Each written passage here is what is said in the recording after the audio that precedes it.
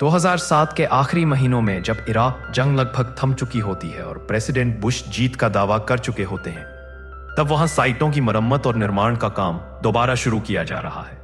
इसी दौरान sergeant Mathews और उनके साथी स्पॉटर सार्जेंट आइजैक को रेगिस्तान के बीच एक पाइपलाइन प्रोजेक्ट पर भेजा जाता है।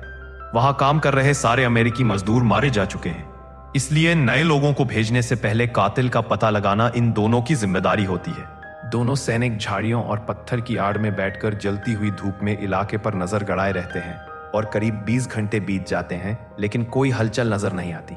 मैथ्यूज परेशान होकर मानने लगते हैं कि आसपास दुश्मन बचा ही नहीं, और बिखरी लाशों को देखकर उन्हें लगता है कि शायद हमला करने वाला ग्रुप अपना काम खत्म कर चुका और जा चुका है। लेकिन आइजैक इस बात से सहमत नहीं होते। वो बताते हैं कि जमीन पर ऐसे कोई निशान नहीं दिखते जो किसी बड़े दस्ते की मौजूदगी साबित करें, और चूंकि सारे मजदूरों को सिर पर गोली मारकर खत्म किया गया है, इसलिए यह काम शायद उसी मशहूर इराकी स्नाइपर जुबा का हो सकता है। मैथ्यूज को यकीन नहीं होता कि कोई इंसान इतनी कम देर में इतने लोगों को मार सकता है। बहुत देर तक इंतजार करने के बाद आखिरकार उसका सब्र टूट जाता है और वह आइजैक को कवर देने के लिए तहकर नीचे इलाके की तरफ चल पड़ता है। आइजैक बताता है कि उसकी राइफल का स्कोप धुंधला हो रहा है, जिस पर मैथ्यूज उसे छेड़ते हुए कहता है कि उसे पहले ही बदल देना चाहिए था। लेकिन आइजैक बताता है कि यह स्कोप उसके एक साथी का था जो मर चुका है, इसलिए वह इसे छोड़ना नहीं चाहता। मैथ्यूज एक एक लाश के पास जाकर सुराग ढूंढना शुरू करता है, और जब वो हर शरीर पर सही निशाने से लगी गोलियां देखता है तो उसे आइजैक की बात सच लगने लगती है। वह साइट के बीचों बीच पहुंचकर अंदाजा लगाने की कोशिश करता है कि गोलियां किस दिशा से चली होंगी। इस बीच आइजैक ऊपर से बार बार उसे वापस आने के लिए कहता रहता है, लेकिन तभी अचानक गोली चलने की आवाज गूंजती है और मैथ्यूज जमीन पर गिर जाता है। पेट में गोली लगने से वह बुरी तरह तड़पता है। दोस्त की मदद करने की बेचैनी में आइजैक टेढ़े मेढ़े रास्ते से भागते हुए नीचे उतरता है ताकि उसे टारगेट करना मुश्किल हो। लेकिन जैसे ही वह मैथ्यूज के करीब पहुंचने लगता है, एक और गोली चलती है और इस बार आइजैक की टांग में लगती है। आइजैक के पास कोई और रास्ता नहीं बचता, इसीलिए वो मैथ्यूज को वहीं छोड़कर लगड़ाता हुआ एक टूटी हुई दीवार के पीछे जाकर छिप जाता है। मैथ्यूज अभी जिंदा है, लेकिन बुरी तरह जख्मी। वो रेडियो पर आइजैक से कहता है कि बेस पर कॉल करके मदद मंगाओ। सबसे पहले आइजैक अपनी टांग देखता है और समझ जाता है कि घाव गहरा है, इसीलिए वो बेल्ट बांधकर खून रोकने की कोशिश करता है।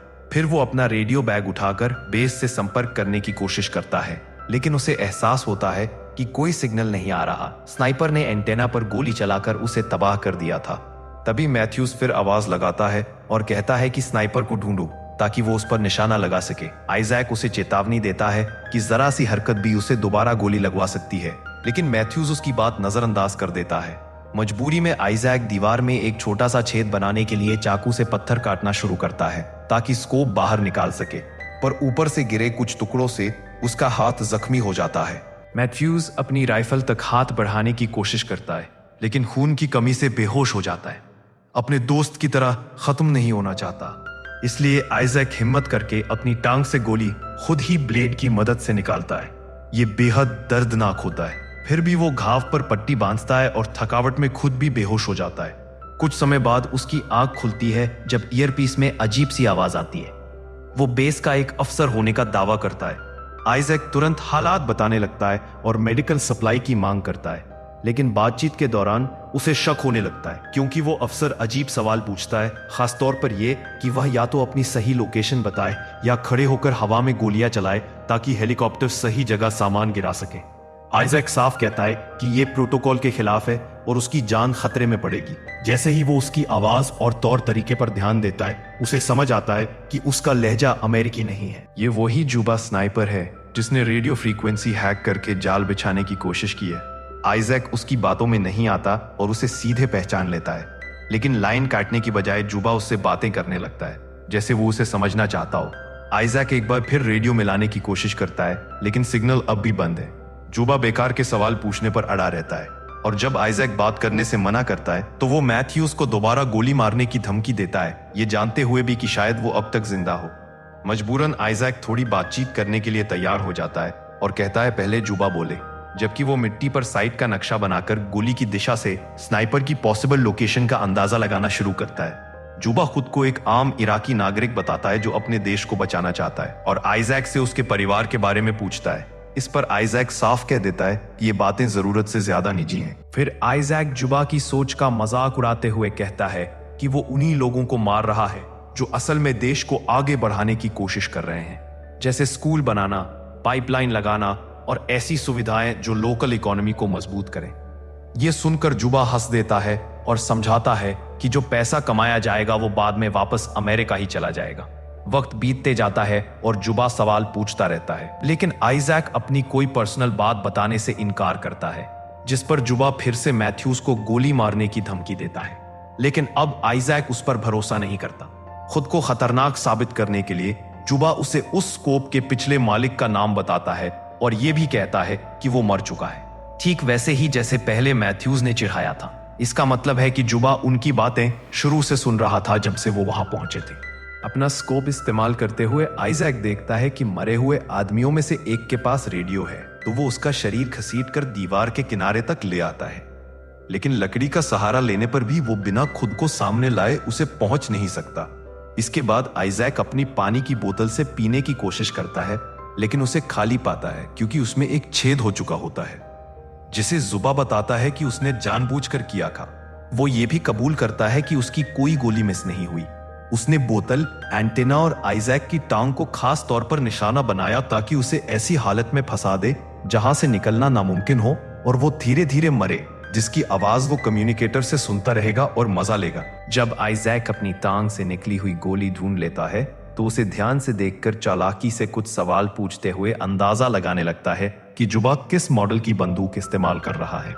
बातों बातों में वो जुबा को आतंकवादी भी कह देता है, जिस पर जुबा फिर से हंसता है और ताना देता है कि असल में अमेरिकन ही हैं जो हथियार लेकर किसी दूसरे मुल्क में घुस आते हैं और लोगों को मारने को तैयार रहते हैं। जुबा की बातों के दौरान आइजैक कुछ और हिसाब लगाता है और स्कोप से देखकर आखिर ये तय कर लेता है कि जुबा कचरे के एक बड़े ढेर के नीचे छिपा हुआ है। वो इतना समय इन बेहाल हालातों में और इस झुलसा देने वाली गर्मी में छिपा रहा है, यानी ये आदमी वाकई बहुत प्रशिक्षित है। फिर भी जुबा ये मानने से इनकार करता है कि वो कोई मशहूर स्नाइपर है और खुद को फिर से एक आम इराकी आदमी बताता है। उसके लहजे से आइजैक अंदाजा लगाता है कि शायद जुबा कभी अमेरिकी फौज में था और बाद में उनसे गद्दारी कर गया। लेकिन जुबा इसे भी नकार देता है और कहता है कि वो सिर्फ उन्हीं को मारता है जो पहले उस पर हमला करते हैं। बदले में आइजैक बताता है कि बचपन में उसका अपने सबसे अच्छे दोस्त से कैसे मिलना हुआ था और बड़े होकर दोनों ने साथ में आर्मी ज्वाइन की। थोड़ी देर में प्यास और थकावट उस पर हावी होने लगती है और वो जमीन पर गिर पड़ता है। तभी जुबा रेडियो पर उसे डराते हुए कहता है कि वो उसकी जबान सीने से स्टेपल कर देगा। इसके बाद आइजैक जुबा को बेवकूफ बनाने की कोशिश करता है। वह अपनी जैकेट और हेलमेट राइफल पर डालकर उसे दीवार के ऊपर हिलाता है ताकि लगे कि वो खुद झांक रहा है, लेकिन जुबा इस जाल में नहीं फंसता। उल्टा हेलमेट नीचे गिरकर दीवार के दूसरी तरफ चला जाता है, जिससे अब आइजैक के पास सिर बचाने का कोई तरीका नहीं बचता। ऐसी बेवकूफी भरी गलती उसे टूटने पर मजबूर कर देती है और वो रो पड़ता है। बीतता जाता है और आइजैक इतना बेकरार हो जाता है कि अब वो जोखिम उठाने को तैयार हो जाता है। वो तेजी से दौड़कर जमीन पर पड़े एक शव तक पहुंचता है और उसके पास से बैग और रेडियो उठा लेता है। फिर गोलियों से बचते हुए वापस दीवार के पीछे लौट आता है। बैग खोलने पर आइजैक को पानी और कुछ कैंडी मिलती है जो वो तुरंत खा लेता है, लेकिन अफसोस ये रेडियो भी काम नहीं कर रहा होता। इस हरकत की सजा जुबा उसे तुरंत देता है। वो दीवार पर गोलियां चलाकर आइजैक की स्कोप को बुरी तरह नुकसान पहुंचा देता है। अचानक आइजैक को अपने ईयरपीस में हल्की सी आवाज सुनाई देती है और उसे समझ आता है कि मैथ्यूज अभी जिंदा है। आइजैक तुरंत चिल्लाकर उसे स्नाइपर की लोकेशन बताता है। मैथ्यूज एक धातु का टुकड़ा उठाकर कूड़े के ढेर की दिशा देखने की कोशिश करता है और बहुत धीरे धीरे अपनी राइफल तक पहुंचने की कोशिश करता है। इस दौरान आइजैक जुबा को बातों में उलझाए रखकर उसका ध्यान भटकाता है और इसी दौरान उसे पता चलता है कि जुबा पहले बगदाद में एक टीचर था।